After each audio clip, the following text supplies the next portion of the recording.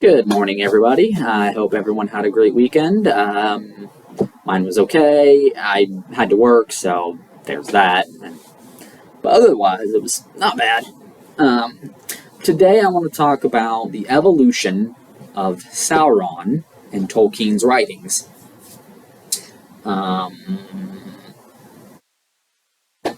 So, let's see if I can find this.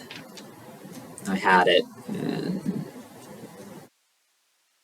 I want to read from Book of Lost Tales Part 2, which is Volume 2 of the History of Middle-earth, edited by Christopher Tolkien, as all the original drafts of Lord of the Rings and Silmarillion.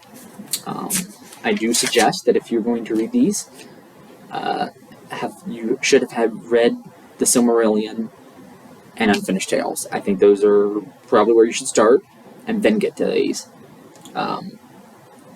Assuming you have read Hobbit and Lord of the Rings, unless you've never read those books, maybe I can get you to read them. My favorite books. Anyway, I had this, like I said, I had this earlier, and I was not as prepared as I should be, but I did a first take of this, and I totally screwed up. So I have to redo it. But he starts out as Tevildo, the Prince of Cats. And here's the passage.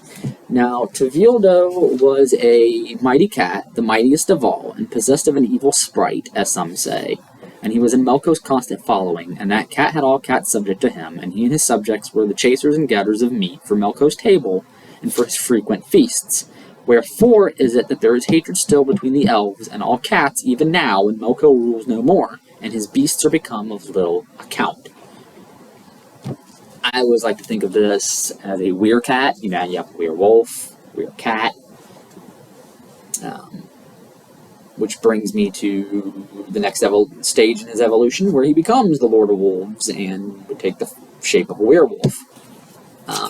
At this stage, this was about 1925, he became Thu, who was a necromancer and wizard. It's not really clear if Tevildo became Thu or was replaced by Thu, but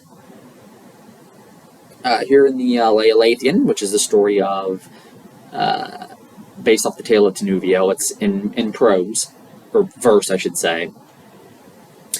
And I'm just going to read a little passage here. It says, "Men called him Thu, and as a god in after days beneath his rod, bewildered bowed to him and made his ghastly temples in the shade. Not yet by men enthralled adored, now was he Morgoth's mightiest lord, master of wolves, whose shivering howl forever echoed in the hills, and foul enchantments dark sigildry did weave and wield. In Glamory that necromancer held his hosts of phantoms and of wandering ghosts, of misbegotten or spell-wronged monsters that about him thronged, working his bidding, dark and vile, the werewolves of the wizard's isle."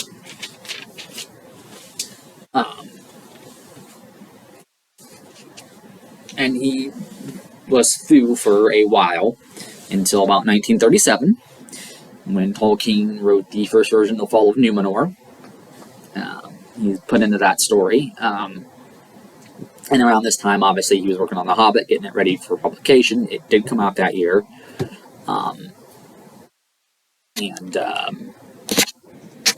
So when he was first writing Lord of the Rings, Sauron was still called Thu, but as you know, in the course of writing, he'd become Sauron. And I want to make this point about the movies.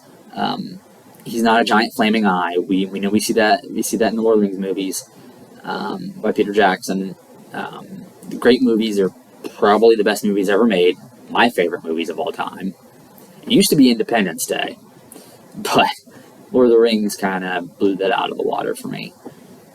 I still like Independence Day a lot, though. It's my second favorite movie after all of Lord of the Rings. But there is a passage here in the Leolathian that reads, Now in that hill was the abode of one most evil, and the road that from Beleriand thither came, he watched with sleepless eyes of flame. And that, of course, always makes you think of the Eye of Sauron. Of course, here he has two eyes. Frodo does see this eye in the Lord of the Rings, but that's not what Sauron looks like. He does have a body, which he loses in the Drowning of Numenor, and he still has a form. It's just not the giant eye. It does say that there is an eye in the tower, not on the tower, but still, he's not an eye. And it's fine. Peter Jackson's interpretation of that is good. I like it. But that's, yeah, if you're going strictly by the books, that's not what he is. Yeah, that's pretty much not really a very big history on his character's evolution. Because he only basically, as I see it, 3 phases. But anyway, I guess that's all I got to say about that. If you like this video, please like it and subscribe to the channel. I will do more. I did not want this to turn into a Tolkien-only channel, but it's probably going to turn into that way. I like Star Wars too. I just don't know a whole lot about the lore and stuff like that. I am interested in learning. So I would love to hear anyone's suggestions down in the comments, or if they want to talk about Lord of the Rings, because I'm probably going to talk about that a lot. Again, didn't want to turn the channel into a Tolkien-only channel, because I do like other stuff, but it's probably mainly what this is going to be. So, there we have it. And until next time, I will see you all later.